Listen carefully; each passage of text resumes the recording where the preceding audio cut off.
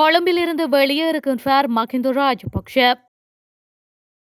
செம்மணியில் ராணுவத்தினரே மனித படுகொலை செய்தனர். சட்டத்தரணியர் ரத்னவேல் பகிரங்கம். புதிய கல்வி சீர்திருத்தம் தொடர்பில் விளக்கிய பிரதமர் ஹரணி. நாமலை சந்திக்க உள்ள 25 பேர் கொண்ட குழு. தமிழ் தேசிய பேரவை தயாரித்த ஆவணத்தில் தமிழரசு ஒப்பமிடாது. யாழில் சுமந்திரன் அறிவிப்பு. அனுரவுக்கு எதிராக சட்ட சவாலுக்கு தயாராகும் முன்னாள் ஜனாதிபதிகள். அம்பலமான பாரிய மோசடி. பிமல் ரத்நாயக சீற்றம்.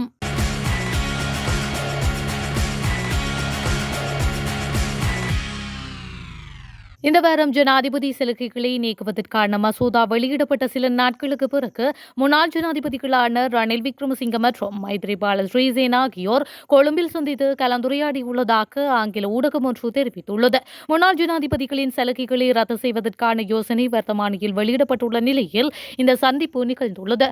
இதன்போது குறித்த யோசனையை உயர்நீதிமன்றத்தில் சவால் செய்வதற்கான சாத்தியக்கூறுகள் குறித்து அவர்கள் விவாதித்ததாக தெரிவிக்கப்பட்டுள்ளது.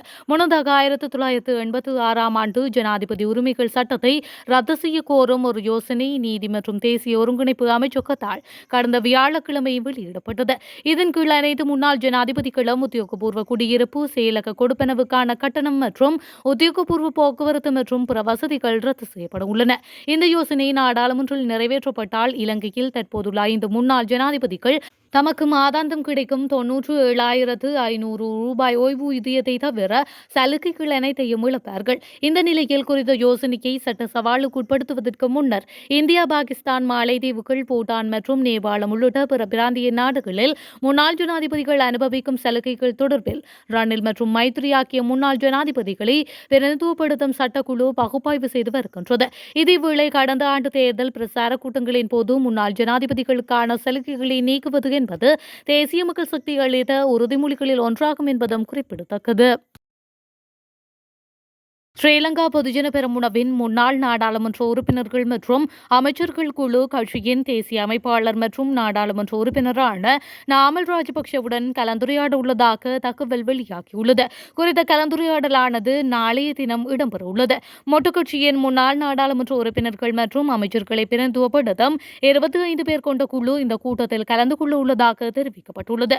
மேலும் ஒரு பொதுவான உடன்பாட்டை எட்டுவது குறித்து இருவரும் இணைந்து விவாதிக்க உள்ளதாக கட்சி தரப்பில் இருந்து தெரிவிக்கப்பட்டுள்ளது.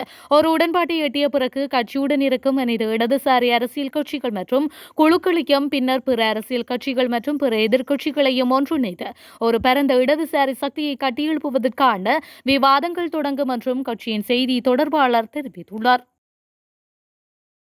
நீதிக்கான பயணத்தில் செம்மணி மனித புதைக்குழி புதிய கதவுகளை திறந்துவிடும் எனவும் இது மனித படுகொலை இடம்பெற்ற இடம், ராணுவத்தினரே இதனை செய்தார்கள் என்பதற்கான ஆதாரங்கள் உள்ளதாக சட்டத்தரணி KS ரத்னவேல் தெரிவித்துள்ளார். கொழும்பு தமிழ் சங்கத்தில் இடம்பெற்ற வன்மம் கிருஷாந்தி குமாரசுவாமி கொலை வழக்கு நூல் அறிமுக நிகழ்வில் கலந்து கொண்டு உரையாற்றுகையிலேயே அவர் இதனை குறிப்பிட்டுள்ளார். இதுகுறித்து அவர் மேலும் தெரிவித்ததாவது, கிருஷாந்தி குமாரசுவாமி கொலை செம்மணி என்ற பாரிய புதைகுழியை திறந்துவிட்டது.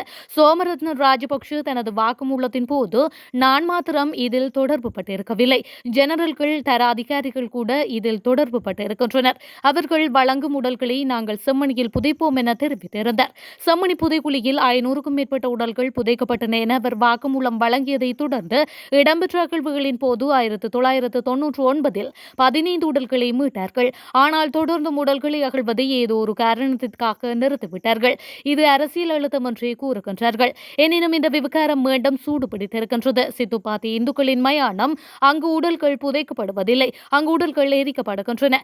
செம்மணி மனித புதைக்குழியில் 500க்கும் மேற்பட்ட உடல்கள் இருக்கலாம் என அனுமானிக்கப்படுகின்றது. ஸ்கேன் நிறைவடைந்த நிலையில் மேலும் பல பகுதிகளில் உடல்கள் புதைக்கப்பட்டிருக்கலாம் என்பது தெரிய வந்துள்ளது. இவை சாதாரண புதைக்குழிகளிலே, பெரிய அளவில் மக்கள் கொன்று புதைக்கப்பட்ட புதைக்குழிகள். இதனை செய்தவர்கள் அக்கால பகுதியில் சட்டத்திற்கு மேற்பட்டவர்களாக விளங்கியுள்ளனர். தங்களை சட்டத்திற்கு மேற்பட்டவர்களாக கருதியுள்ளனர். சட்டத்தை பற்றி கவலைப்படாதவர்களாக காணப்பட்டுள்ளனர். யாழ்குடா நாட்டை முழுமையாக தமது கட்டுப்பாட்டின் கீழ் வைத்திருந்தனர். சட்டத்திற்கு மேற்பட்ட அதிகாரங்கள் அவர்களுக்கு காணப்பட்டன. அவர்கள் சட்டத்திற்கு பயப்படாத இல்லாதவர்களாக தான் தோன்றித்தனமாக செயல்படுபவர்களாக காணப்பட்டனர். இராணுவத்தினரே செய்தார்கள் என்பதற்கான ஆதாரங்கள் உள்ளன. புதிய அரசாங்கம் காரணமாகவே செம்மணி மனித புதைக்குழி அகழ்வு சாத்தியமானது என சிலர் தெரிவிக்கின்றனர். காலம்தான் இதற்கு பதில் சொல்ல வேண்டும் என்று அவர் மேலும் தெரிவித்துள்ளார். ஐக்கிய நாடுகள் மனித உரிமை கவுன்சிலுக்கு அனுப்ப என்ற பெயரில் தமிழ் தேசிய மக்கள் முன்னணி உட்பட தமிழ் தேசிய பேரவை தயாரித்த கடிதத்தில் ஆவணத்தில் இலங்கை தமிழரசு கட்சி ஒப்பமிடாது என தமிழரசு கட்சியின் பொதுச் செயலாளர் ஜனாதிபதி சட்டத்தரணி எம் ஏ சுமந்திரன் அறிவித்துள்ளார். இலங்கை தமிழரசு கட்சியின் அரசியல் குழுவும் அரசியல் விடயங்களை கையாள்வதற்கு மத்திய சீல் குழுவினாலே நியமிக்கப்பட்ட 7 பேர் கொண்ட குழுவும் நாடாளுமன்ற உறுப்பினர்களும் சேர்ந்து தமிழரசு கட்சியின் தலைமையகத்தில் நேற்று பகல் ஒரு விசேட கலந்துரையாடலை நடத்தியுள்ளனர். இதன் நிறைவில் ஊடகவியலாளர்களிடம் கருத்து தெரிவிக்கும் போதே சுமந்திரன் இந்த விடயத்தை கூறியுள்ளார். மேலும் அவர் தெரிவிக்கையில், இன்னொரு தரப்புக்கு தயாரித்தது எமது மேசையில் வைத்த ஆவணத்தில் நாம் கையொப்பமிடவில்லை.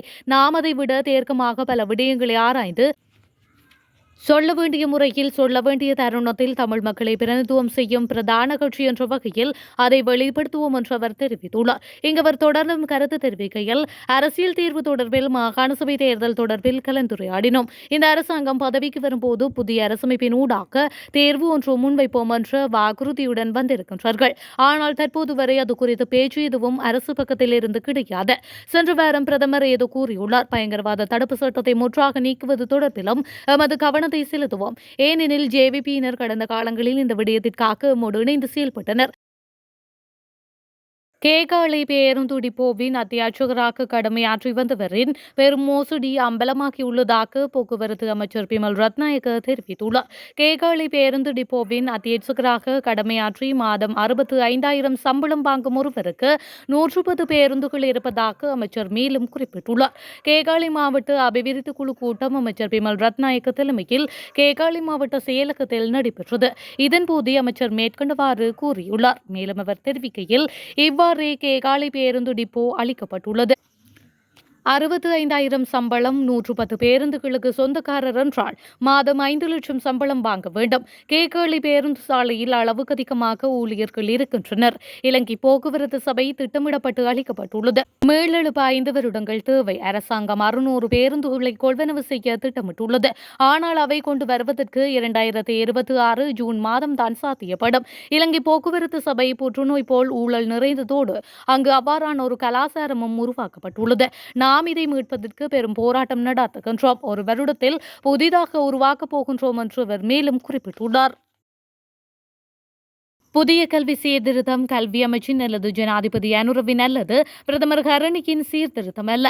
மாறாக அனைவரின் புரிதல், யோசனைகள் மற்றும் பரிந்துரைகளுடன் நேர்மறையான மாற்றங்களை செய்வதன் மூலம் குழந்தைகளுக்கு கூட்டாக நிறைவேற்றப்பட வேண்டிய ஒரு பொறுப்பு என்று கல்வி, உயர்கல்வி மற்றும் தொழிற்கல்வி அமைச்சர் பிரதமர் ஹரணி அமரசூரிய தெரிவித்துள்ளார். புதிய கல்வி சீர்திருத்தம் குறித்து வடக்கு மாகாண கல்வி அதிகாரிகளுக்கு தெளிவுபடுத்துவதற்காக நேற்றைய தினம் வடக்கு மாகாண செயலக கேட்போர் கூடத்தில் நடைபெற்ற விழிப்புணர்வு நிகழ்ச்சியில் உரையாற்றும் போதே பிரதமர் ஹரணி அமரசூரிய இவ்வாறு குறிப்பிட்டுள்ளார். தொடர்ந்தும் கருத்து தெரிவித்த அவர், புதிய கல்வி சீர்திருத்தத்தில் ஒரு மாகாணம், மாவட்டம் அல்லது பிராந்தியம் மட்டுமல்ல, ஒவ்வொரு மாகாணம், மாவட்டம் மற்றும் பிராந்தியமும் முக்கியமானது. சமத்துவம் அங்கிருந்து தொடங்குகின்றது. நம் நாட்டில் உள்ள அனைத்து குழந்தைகளுக்கும் சம வாய்ப்புகளை வழங்க விரும்பினால் அனைத்து வளங்களையும் ஒரு பிராந்தியத்திற்கு, ஒரு மாவட்டத்திற்கு ஒதுக்க முடியாது. அது நியாயமாக விநியோகிக்கப்பட வேண்டும். அங்கு கடினமாக மற்றும் வளம் குறைவாக உள்ள பகுதிகளுக்கு அதிக கவனம் செலுத்தப்பட வேண்டும்.